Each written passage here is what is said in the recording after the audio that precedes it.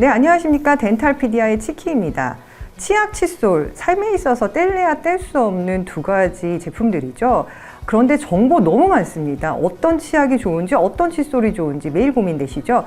오늘 치약 박사 최순호 원장님 모시고 치약, 칫솔 어떻게 골라야 되는지 이야기 나눠보도록 하겠습니다. 원장님 안녕하세요. 네, 안녕하세요. 엘투치과 최순호입니다. 네, 치약하면 요즘에 가장 많이 눈에 띄는 게 불소인데요. 불소는 정확하게 어떤 것이고 불소를 사용한 치약을 쓰면 또 삼키면 몸에 안 좋다고 하는데 위험한 것인지 여쭤봅니다. 불소 성분 같은 경우에는 이제 우리 주변에 항상 존재하는 성분이에요. 산소와 질소 같이. 그래서 불소 성분 같은 경우에는 이제 미국의 FDA나 미국 치과의사협회에서 유일하게 인정하고 있는 충치 예방 성분이라고 볼 수 있고요. 그리고 불소와 관련해서 아무래도 이제 위험성에 대한 얘기들을 많이 하는데 물이나 소금 같은 비유를 많이 해요. 물과 소금도 과도하게 먹으면 위험한 거잖아요.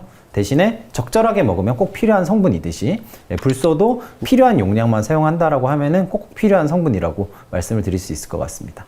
치약을 구매할 때 불소가 들어가 있는지 안 들어가 있는지 확인하는 경우 잘 없거든요. 어떻게 확인할 수 있고 어느 정도 양이 적정한 걸까요? 항상 우리가 사용을 할 때 치약의 뒷면을 한번 보세요. 거기에 몇 ppm 포함되어 있는지 보실 수 있으니까 이제 내가 사용하고 있는 치약의 불소 농도를 꼭 확인하고 사용을 해주시면 좋을 것 같고요.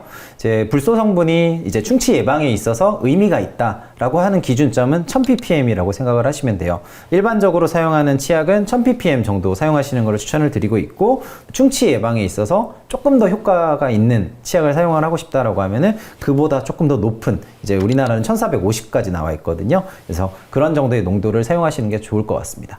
성인들이 일반적으로 쓰는 치약에는 불소에 대한 내용들을 강조하는 경우가 많지 않아요.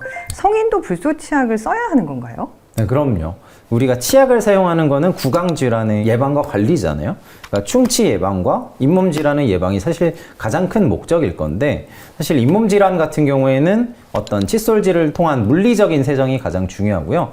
또 충치 예방에 있어서도 물론 물리적인 세정도 중요하지만은 화학적으로 불소 성분을 통해서 충치의 진행과 시작을 억제할 수 있기 때문에 성인이고 유아고 상관없이 치약에는 꼭 포함되어야 되는 성분이 바로 불소 성분입니다. 왠지 좀 나이가 들어서 노인이 되고 나면 모든 성분을 조심해야 될 것 같은데, 네. 그 노인이 된 상태에서도 불소 치약을 쓰는 거 위험하지 않나요? 왜 계속 불소를 위험하다라고 말씀하시는지 잘 모르겠는데 다시 한번 말씀드리지만 불소 성분은 이제 우리 곁에 항상 존재하는 성분이고요. 나이가 또 들어가면 들어갈수록 충치가 또 잘 생겨요. 젊은 나이나 어린 나이에서는 치아의 씹는 면이나 치아 사이사이 이런 데에 충치가 잘 생기는데, 이제 연배가 많이 드신 분들은 이제 치아 뿌리 쪽이 또 잘 썩습니다.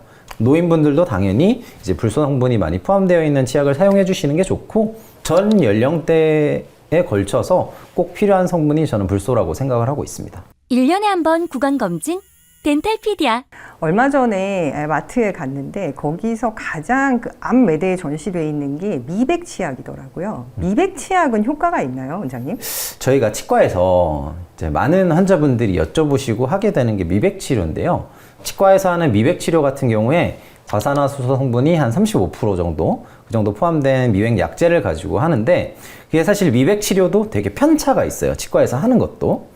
전문적으로 하는 치료도 편차가 있는 편인데, 이제 미백 치약에 함유된 과산화수소 성분은 한 2% 정도대. 그래서 사실 치과 의사들이 어떤 미백 치약을 통해 가지고 미백 효과를 누린다, 사실 그런 것들은 거의 기대를 하지 않고, 어떤 미백 치료를 하시고 나서 최대한 그 미백 효과를 오래 지속하는 데 있어서 어느 정도 의의가 있다라고 생각을 하고는 있는데, 저는 개인적으로 미백 치약에 대해서 딱히 추천을 드리는 편은 아닌 것 같습니다. 치약이니까 이가 깨끗하게 닦이는지가 중요한데요. 미백 치약을 써도 이가 깨끗하게 닦아지긴 하나요? 치약에는 굉장히 많은 성분들이 들어가 있거든요. 그래서 대표적인 성분으로는 계면활성제랑 그 연마제가 포함이 되어 있는데, 미백 치약도 당연히 계면활성제랑 연마제가 포함되어 있고, 그것을 통해서 또 물리적으로 솔질을 해주기 때문에 세정에 있어서는 어느 정도의 효과는 기대할 수 있습니다. 그렇다면 미백 치약에 들어가 있는 도대체 어떤 성분이 치아를 밝아 보이게 하는 건가요?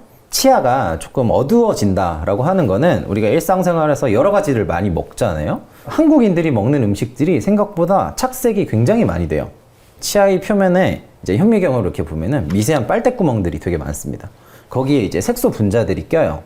그러면은 이제 뭐 미백 치약이든 미백 제제든 거기에 포함되어 있는 과산화수소에 거의 이제 발생기산소라고 이렇게 돼가지고 걔네들이 색소 분자에 달라붙어요. 그러면은 그게 이제 색소 분자들이 분해가 되면서 치아가 밝아지는 원리인데, 그러면은 여기서 한번 하나 생각을 해볼 거는, 이제 우리가 어떤 원래 좀 누렁니, 황리라고 하는 분들은 미백 치약을 써도 밝아지지는 않아요. 근데 이제 예전에는 밝았는데 오랜 기간 이제 일상생활을 하면서 치아가 조금 어두워지거나 한 분들은 이제 미백 치약이나 제제를 통해 가지고 조금은 밝게 할 수 있습니다. 연마제라고 하면 일반적으로 공업용품에 들어가는 게 아닐까라는 생각이 드는데, 연마제에는 치약이 왜 들어가는 거고 어떤 역할을 하게 되나요? 일반적으로 연마제라고 생각을 하시면 우리 예전에 소금으로 양치했던 그런 것들을 생각하시면 돼요. 그리고 우리가 뭐 샤워를 하건 목욕을 가건 물로서만 이렇게 하는 게 아니라 때밀이 수건이든 이런 걸로 문질러 주잖아요.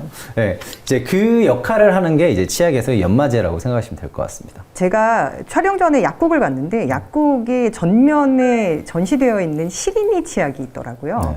시리니 치약은 효과가 있나요? 치과 의사들이 여러 가지 치약 중에 그나마 좀 많이 의미가 있다라고 생각하는 게 시리니 치약인 것 같아요. 치아 표면이 되게 매끈한 표면이 아니라 이렇게 좀 울퉁불퉁합니다. 그랬을 때 이제 치아 표면에 이제 빨대구멍 같은 거 이제 상하세관이라고 표현을 하는데요. 이제 그런 부분들에 시리니 치약에 포함되어 있는 뭐 질산칼륨이라든지 염화스트론튬 이런 성분들이 이제 그 빨대구멍을 막는 거예요. 그러면서 이제 조금 시린 감각을 좀 둔화시켜주는, 그래서 시리니 치약은 꽤나 효과가 있다라고 생각을 하는 편입니다. 불소 관련된 내용들 보다 보면 불소도 치아 시린 것에 좀 도움이 된다는 얘기가 있는데, 불소도 같은 역할을 하는 건가요? 이제 치아 표면은 하이드록시 아파타이트라는 구조로 되어 있어요. 그런데 이게 이제 우리가 뭔가를 먹고 구강 내 세균들이 산성 성분을 방출을 하면은 그 성분들이 조금씩 녹아나가요. 그 과정에서 이제 불소 성분이 주변에 존재를 하면은 조금 더 단단한 구조를 만듭니다.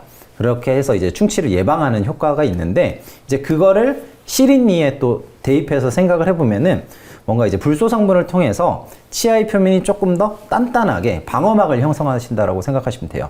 그래서 불소 성분 또한 이제 시린 증상에 효과가 있다라고 보고 있습니다. 오래오래 내 치아 건강하게 덴탈피디아. 가장 안전하다라고 하면 임산부에게도 안전하다라고 다시 이야기할 수 있는데요. 혹시 임산부에게 추천해 주실 치약이 있으실까요, 원장님? 그래서 임산부 분들 같은 경우에는 사실 이제 우리가 치약을 사용한다라고 하면은 이제 여러 가지 목적이 있을 거 아니에요. 저희가 얘기 나눴던 충치든 뭐 미백이든. 근데 임산부에게 있어서 사실 조금 더 많이 문제가 되는 거는 잇몸 관련된 것들이에요. 그래서 잇몸과 관련돼 가지고 이제 구강 세정을 잘 하기 위해서 뭔가 특별한 효과가 있는 성분이 있냐? 사실 딱히 그렇지는 않거든요. 그래서 임산부와 관련된 어떤 구강용품의 선택에 있어서는 사실 치약보다는 어떤 양치, 칫솔질, 그리고 칫솔의 선택, 이런 것들이 조금 더 중요하다고 생각을 하고 있습니다. 만성질환 환자들 요즘에 많잖아요. 혹시 만성질환 환자들은 특수한 치약을 써야 될까요? 만성질환자라고 하면 사실 범위가 되게 넓기는 하잖아요. 그래서 두 가지로 좀 나눠볼게요. 이제 구강 점막들이 굉장히 많이 헐고 그런 분들이 있어요. 이제 전신적으로 컨디션과 이제 면역이 떨어지니까 이제 구강 점막에서도 그런 증상들이 나타나는 거거든요. 이제 그런 분들 같은 경우에는 화한 성분의 가글이나 치약을 쓰면 되게 자극이 되기도 하고, 그리고 특히 치약에 합성 계면활성제가 포함되어 있는 성분들은 구강 점막을 굉장히 많이 자극한다라는 보고들이 많이 있어요. 그래서 그러한 만성질환자 분들에게는 이제 합성 계면활성제보다는 천연 계면활성제가 포함되어 있는 치약을 사용하시는 것을 추천을 드리고 있고, 또 이제 만성질환자 분들 같은 경우에는 이제 전신적으로 컨디션이 떨어지고 내 몸이 힘든데 구강 관리까지 열심히 하기는 조금 어렵잖아요. 그러다 보니까 이제 구강 내에 굉장히 심한 다발성 치아 우식증, 충치가 생기는 분들이 있어요. 그런 분들은 이제 특별히 조금 더 불소 성분이 높은 치약을 사용을 하셔서 이제 최대한 충치가 진행되고 발생되는 것을 억제하시라고 말씀을 드리고 있습니다. 저희가 치약에서 천연 계면활성제를 확인할 수 있는 방법이 있나요? 이제 합성 계면활성제는 사실 되게 많이 들어보셨을 거예요. SLS라고 우리가 사용하는 뭐 샴푸, 린스 이런 거에 다 포함되어 있는 그런 성분이고요. 이제 천연 계면활성제다라고 하면은 이제 코코넛 성분에서 유래된 천연 계면활성제들이 치약에 사용되어 있어요. 그래서 뭐 코코일 메틸타우린산 나트륨 뭐 이런 것들이 뒤에 포함되어 있으면은 이제 그런 것들은 천연 계면활성제가 포함된 제품이라고 보시면 되겠습니다. 화장은 하는 것보다 지우는 게 중요합니다라는 유명한 카피가 있었는데요. 양치하는 것보다 몇 번을 헹구는 게 더 중요한가? 라는 이야기들 하시는 분들 계시고요. 최소 7회 이상은 헹궈야 된다라는 이야기들 온라인에서 쉽게 발견할 수 있습니다. 맞는 얘기인가요? 사실 우리나라 분들이 화학 물질에 대한 포비아가 되게 심해요. 케미컬 포비아가 되게 심한 분위기인 것 같은데 피부에 연고를 바른다라고 생각을 해볼게요. 그러면 연고를 바르면은 이제 피부에 계속 남아 있어서 효과를 나타내는 것을 기대를 하는 거잖아요. 사실 치약도 약이잖아요. 그러면은 치약을 사용하고 나서 우리 입안에서 계속 남아 있으면서 그 성분들이 작용할 수 있는 시간을 줘야 되는데 우리나라는 뭔가 치약이 입안에 남아 있으면 안 좋은 걸로 생각하시는 것 같아요. 외국 같은 경우에는 양치 후에 뭐 헹궈내지 마라 아니면은 한두 번만 헹궈내라 이런 얘기들도 많이 해요. 사실 우리나라에서 유독 더 많이 헹궈내야 된다라고 말을 하는 것 같고 사실 과학적인 근거는 전혀 없습니다. 저 같은 경우에도 양치하고 나서 한두 번 정도만 그냥 대충 하고 뱉어내는 편이에요. 우리 아이 구강관리 덴탈피디아. 칫솔은 어떻게 선택해야 될지 정말 궁금해요. 정말 그 매대마다 어디마다 좋은 제품, 싼 제품 잔뜩 있거든요. 네. 아동과 성인의 칫솔 어떤 제품으로 선택하는 게 좋을까요? 저는 칫솔 선택에 있어서는 칫솔 자체의 디자인보다는 어떤 우리가 스스로 하는 모션이 더 중요하다고 생각을 하는 편이라서 저는 이제 많은 환자분들이나 친구들이 이렇게 칫솔 어떤 거 쓰는 거 좋아? 라고 물어보면은 제일 심플한 게 좋다라고 생각을 해요. 우리가 매대에 가보면은 진짜 막 이렇게 슈퍼카 모양의 되게 신기하게 생긴 칫솔들이 있잖아요. 이제 그런 것들은 원래 디자인이 앞뒤로 이렇게 닦으면은 모든 면이 닦일 수 있도록 디자인을 한 건데 사실 효율은 되게 많이 떨어지거든요. 그래서 저는 여러 환자분들에게 설명을 드릴 때는 일단 제일 심플한 거 고르시라 라고 말씀을 드리고 있어요.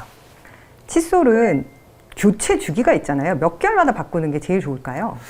칫솔 같은 경우에 가장 많이들 알고 있으신 게 이제 칫솔모가 이렇게 탄성이 있는 것들이 이렇게 벌어지면은 교체를 하시라고 하는데 이제 이거는 사람마다 이제 칫솔을 사용하는 습관에 따라 가지고 진짜 칫솔을 꼭꼭 눌러서 사용하시는 분들은 이제 금방 벌어질 거고 칫솔에 힘을 많이 안 주시는 분들은 더 길어지겠죠. 그래서 보통 이제 칫솔의 교체 주기는 3개월 정도 말씀을 드리고 있는데 이제 그 전이라도 만약에 눈으로 봤을 때 칫솔모가 이렇게 벌어져 있어요. 그러면은 교체를 하시는 게 좋고요.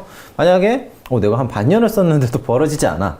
그러면은 저는 위생적인 측면에서라도 교체를 하시는 것을 추천을 드려요. 물론 칫솔 보관대를 살균되고 이런 것들을 따로 사용하시는 분들이면은 괜찮은데 이제 보통 우리가 칫솔을 보관하는 환경이 이제 축축하고 습기가 많은 이런 곳에 그냥 보관을 해놓고 바짝 마르기가 쉽지가 않습니다. 그러다 보니까 칫솔 내에 세균들이 많이 번식을 할 수가 있어서 적어도 한 3개월 정도마다는 교체를 해주시는 게 좋은 것 같아요. 원장님, 전동 칫솔 혹시 사용해 보셨나요? 네, 저는 전동 칫솔 되게 잘 사용하고 있어요. 전동 칫솔하고 일반 칫솔 어떤 게 더 좋나요? 사실 전동 칫솔이라고 하는 게 이제 스스로 칫솔질을 잘 못하시는 분들을 위해서 이제 제작이 된 건데 저는 개인적으로 치과의사가 되기는 했지만은 어렸을 때부터 이제 구강위생관리 교육을 사실 잘 못 받았어요. 저는 이제 거의 한 고등학교 넘어서야 혀 쪽, 안쪽을 닦아야 된다는 사실을 알게 됐고 치실도 사실 되게 늦게 시작을 했거든요. 그러다 보니까 이게 이제 양치 습관이 어색해져가지고 그 혀 쪽을 닦는 게 너무 익숙하지가 않은 거예요. 그래가지고 그때부터 이제 전동 칫솔을 좀 사용을 했어요. 전동 칫솔을 사용하니까 조금 제가 그동안 관리하지 못했던 부분들을 되게 쉽게 관리할 수 있더라고요. 그래서 전동 칫솔도 꽤 도움이 된다라고 보고 있습니다. 그 칫솔 요즘에 제일 고민되고 광고에 제일 많이 나오는 게 뭐예요? 미세모, 초미세모, 극미세모 네. 이런 모델 다 좋은 건가요? 혹은 원장님 고르신다면 어떤 걸 고르시나요? 저는 이제 우리나라 이제 많은 분들이 너무 미세모를 좋아하시는 것 같아요. 되게 부드러운 거. 뭔가 부드러워야지 자극이 없을 것 같고. 그런데 제가 지난 주말에 이제 화장실 청소를 했는데 저는 항상 환자분들한테 이제 구강 관리를 화장실 청소에 비유를 해요. 우리가 이제 화장실 바닥을 닦는다라고 생각을 했을 때 솔 자체가 좀 어느 정도 뻣뻣하고 강도가 있어야지 우리가 빡빡 닦을 수 있잖아요. 그래가지고 저는 초미세모 뭐 이런 것들은 사실 그렇게 추천을 하지는 않고요. 적절한 탄성을 가진 칫솔모를 사용을 하시는 것을 추천드리고 있습니다. 원장님, 임플란트 수술이나 잇몸 수술 많이 하시죠? 네.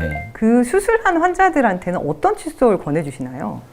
칫솔 자체에 대해서는 뭐 동일한 것 같아요. 저는 이제 칫솔 디자인 자체가 되게 심플한 걸 통해 가지고 스스로 닦아내는 게 가장 중요하다라고 말씀을 드리는데, 사실 잇몸이 안 좋거나 이제 임플란트 이후 이런 분들은 사실 칫솔질 그 자체도 중요하기는 하지만 더 중요한 거는 뭐 치실이나 치간 칫솔을 통한 부가적인 관리라고 생각을 하고 있습니다.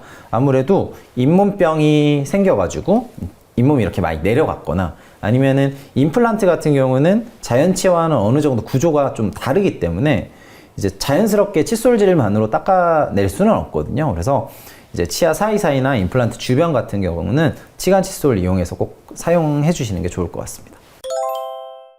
네, 나를 위한 내 아이와 나의 친구들을 위해서 어떤 치약이 좋을지 칫솔이 좋을지 고민을 하셨던 많은 분들에게 오늘 정확한 답변 주셔서 너무 감사드립니다. 도움 많이 됐습니다, 원장님. 네, 감사합니다. 네, 일상의 고민 치약 칫솔, 오늘 치의학 박사 최순호 원장님 모시고 자세한 이야기 나눠봤는데요. 더 자세한 정보 듣고 싶고 더 자세한 내용 나누고 싶으시다면 덴탈피디아의 구독과 좋아요, 알림 설정 부탁드립니다. 감사합니다.